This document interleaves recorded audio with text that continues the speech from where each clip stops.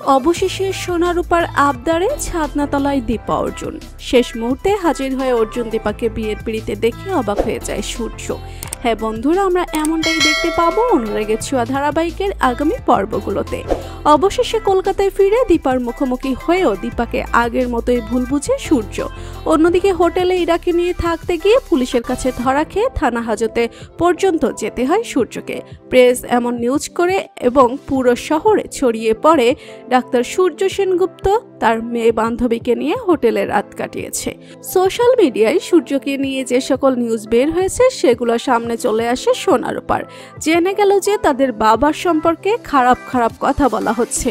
তাদের বাবা একজন খারাপ মানুষ। গতরাতে কলকাতায় ছিল তাদের বাবা, তবে তাদের সাথে একবারও দেখাও করেনি।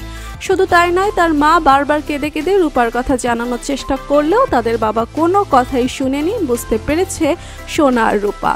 অভিমান হয়েছে তাদের মনে, তাই ছুটে গিয়েছে অর্জুনের কাছে। যখন দীপা স্কুল থেকে সোনা আর রূপাকে আনতে গিয়েছে তখন দীপা জানতে পেরেছে যে সোনা আর রূপা এই নিউজটি পেয়েছে। আর সোনা আর রূপাকে যখন পাওয়া যাচ্ছে না তখন দীপা বুঝতে পারে যে সোনা আর রূপা কোথায় গিয়েছে। বুঝতে পেরে দীপা অর্জুনের বাড়িতে যাওয়ার জন্য বের হয়ে পড়েছে। সোনা আর রূপা যে অর্জুনের কাছেই যাচ্ছে বা অর্জুনের কাছে নিজেদের অনুভূতি প্রকাশ করতে যাচ্ছে সেটা স্পষ্ট বুঝতে পারে দীপা। সোনা আর রূপা তাদের বাবাকে ঘৃণা করতে শুরু করে যে তাদের বাবা একজন খারাপ মানুষ। তাদের বাবা সবসময় তাদের মাকে ভুল বুঝেছে এবং মায়ের বিপদে কখনো পাশে ছিল না। রূপার এত বড় অসুখের কথা পর্যন্ত শুনতে চায়নি তাদের বাবা।